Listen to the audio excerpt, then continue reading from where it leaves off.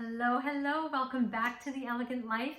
Today we're doing another Q&A session about how to balance masculine and feminine energy in work and in relationships. This is a great question because right now in society, everybody's a little bit confused about how to be. Am I supposed to be this? Should I be more of this? Is this the right way to be? Is that the right way to be? And we're a little bit confused. So I want to give you some peace and inner calm and empowerment on how to truly get this whole balancing of masculine and feminine energy that we all have within ourselves more in flow and harmony. So that's the topic today. Please do remember to subscribe because I always answer your questions with beautiful, elegant solutions and practical wisdom. Okay, let's briefly dive into the difference between feminine and masculine. Remembering that every woman has both and every male has both. We need both energies to be able to live a truly fulfilling, successful, expansive life. Just because you're a female does not mean you want to be all in your feminine energy. No, you've got masculine energy too, and it's there for a purpose. However, we as women have grown up in a society that has praised, prioritized, and awarded women who are just focused in their masculine energy. Who has it benefited? Everybody. Who has it hurt? All of us women. So living too much in our masculine is not healthy for us. And I would say, nor is too much in your feminine. And so how do you live these in more of a balance? Or I like the word harmony better because it's never 50-50. It's always more of a harmony. And you know when to flow between let me lean into my masculine, let me lean into my feminine, and how do I do that? Okay, so let's remind ourselves what our masculine energies are for.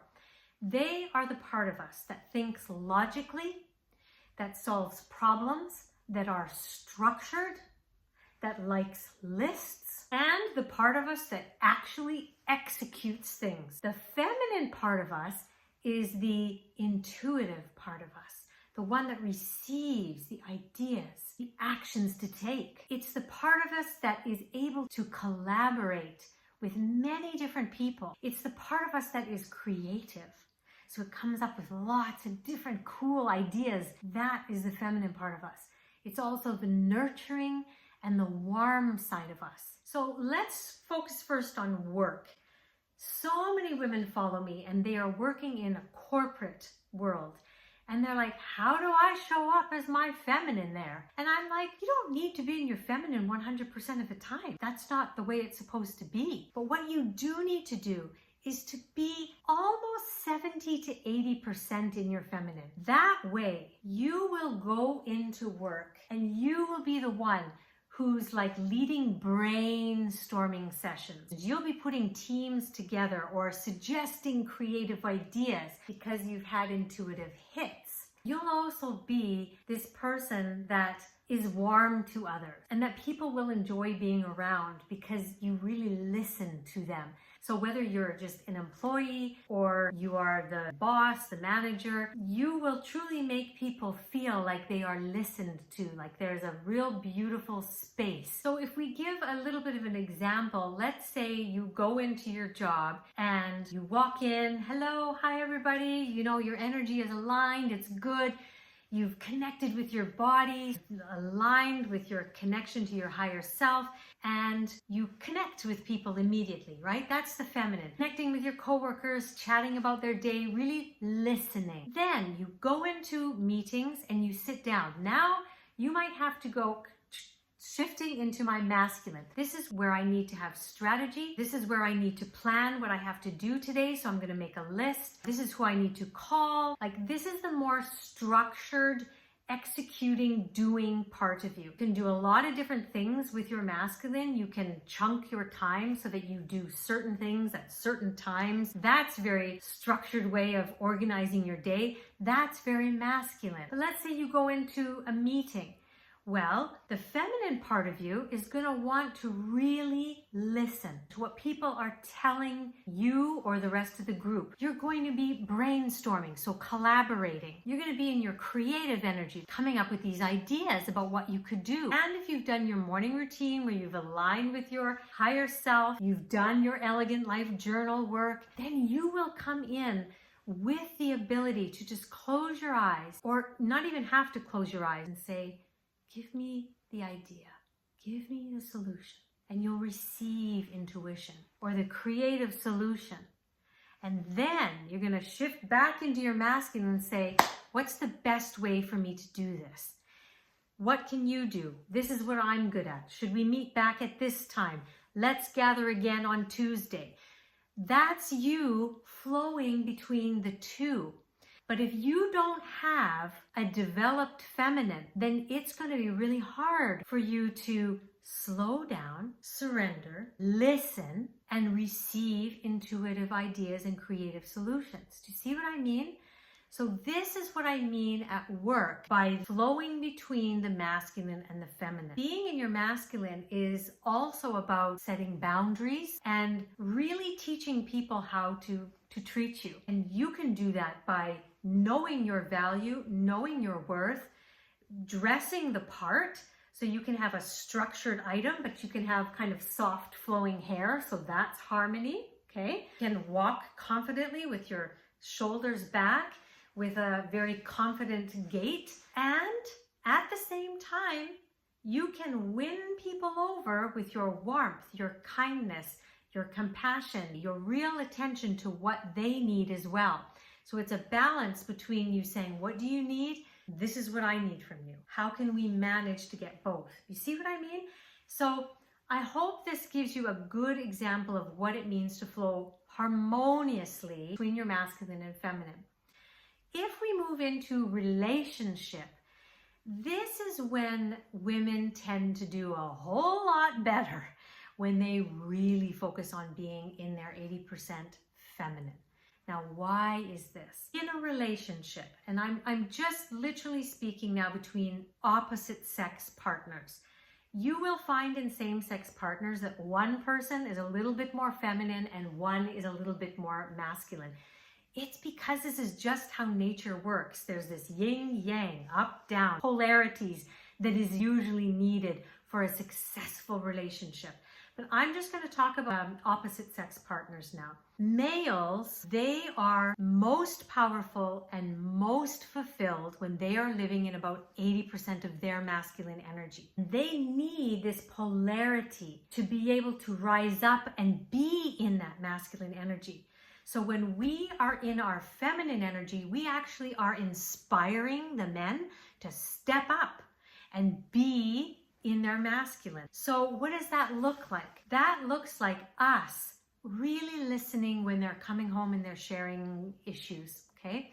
It means being very nurturing, not in an overpowering way, not in a controlling way, but it's like, I thought of you and I made your favorite so-and-so. Or, sometimes I notice my husband is excessively tired and this one spot on the sofa we both really like, but I'll say, sweetie, you look really tired. Come, lay down here. And then I'll cover him with a blanket. And he'll be like, oh, thanks, babe. And, those sweet, kind, nurturing things really work for men. Men love spontaneity and joy that we bring them. We can be quite playful. So the more we can bring oh my goodness, I found out the best new wine, or I found this great new recipe I want to try. Let's put music on. We cook this together. Or when I'll joke around with my husband, he loves that back and forth banter. Comes over and squeezes me and hugs me because he just thinks I'm so cute. That kind of fun and playfulness is what men love, and it keeps them loyal. It's when we become too serious, too structured, too, you didn't do this, you didn't do that, controlling, you need to do this, how did you do that, bring me that. That's not nurturing, that's complaining, that's telling people, you need to do this when, you need to be doing this way, how come you can't do it?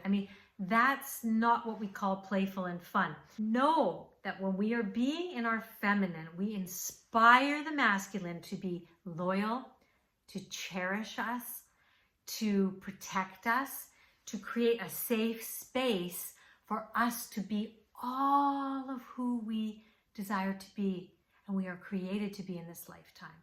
Okay? They are inspired, but they have to have something to bounce off of to be inspired.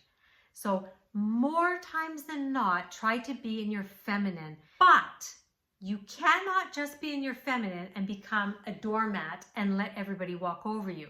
You need to have some of your own masculinity, okay? And this is where actually men will respect you. You need to teach people how to treat you. And you do that by having standards and boundaries. Like, let's say your partner says something to you in a very rude way. Just pause, because that pause naturally aligns you with your higher self. So you don't immediately react. You are able to pause and respond. And the best way to pause is to take a deep breath and go, can you say that again? And if they have to say it again, then it makes them look bad, or they think, shit, that really didn't sound very nice, did it? So they'll tame it down. And then you can say, with your shoulders back and your head held high, you say, nobody talks to me like that. If you really are concerned about something, then say it in a way where I will receive it. Because right now, I'm not going to receive that at all. Or if people say they're going to call you and they don't, you need to set a boundary and say, you said that you were going to call me on Tuesday and I was kind of waiting for that. I'm just checking in. Is there a reason that you didn't? Is something going on? Help me understand. And if they don't have a reason, you can say, look, I'm the type of person who really values communication and integrity. So when you say you're going to do something and you don't do it, that totally goes against everything that I value. Now you can be you, but I'm just sharing. This is what I need in a relationship. So what do you think? Do you think that that's okay for you, or do we have to have a bigger conversation? Like, your masculine is to set your standards and your boundaries. And you need to have that. And that comes from knowing your value and your worth, which is really the feminine. And so I would say to anyone that doesn't feel like they even know how to connect or embody their feminine with that little bit of masculine, that is where the Elegant Art to Feminine Confidence program comes in. It's not just information you're learning. You're actually having all of those feelings and those emotions and those ways of being activated within you. I have 11 activations that I do for you so that you actually connect with the feminine inside of you that you've never known or that has gone dormant. So that's huge. And then we also go a lot further into many different things. We go into manifestation, the physical confidence, expressing your unique self in the world, knowing your value. I mean, we go through all of that. So I'll put the link to that course in the description box below. I hope that gives you a nice idea of how to have harmony in your relationship as well. You have to have your masculine, because you can't be a doormat. You can't be a people pleaser. You can't just be full on nurturing and say, no, I don't need anything. Because one of the attributes of being in your feminine in a relationship is being receptive. Men are natural givers. So they feel happiest and most powerful and most fulfilled when they're giving to you. But if you never give them the opportunity to give to you, if you don't let them open doors for you, if you don't accept and receive things they want to give you, buy for you, even compliments they give you, like, oh, you look great in that. No, I don't. I look fat. Oh, yeah, right. You're probably just saying that. If you don't allow them to give by just sitting back and receiving, that is just psh, psh, psh. And if you notice that your partner is not giving, what it means is you're probably giving too much, which means you're in your masculine, and you need to step back and receive and allow them to step up and then just congratulate them whenever they do something. And you to just focus on being in your feminine, that playful, warm, nurturing, connective, intuitive self. All right? So there's so much more I can say about this, and I do want to give you a sneak peek that there is a whole chapter on how to create harmony between your masculine and feminine energy in a variety of areas of your life in the book that I am writing currently. It's coming along really well. I'm so happy with it, and I don't know the release date, but keep an eye out for that because I really go deeper into that in the book. Thank you so much for this question. If you have any more questions, please do write them in the comments below, because then I can either make another video or I can add it to my book. Okay, so I would really love your input on that. All right, everybody, make it a feminine, elegant, harmonious week, and I will see you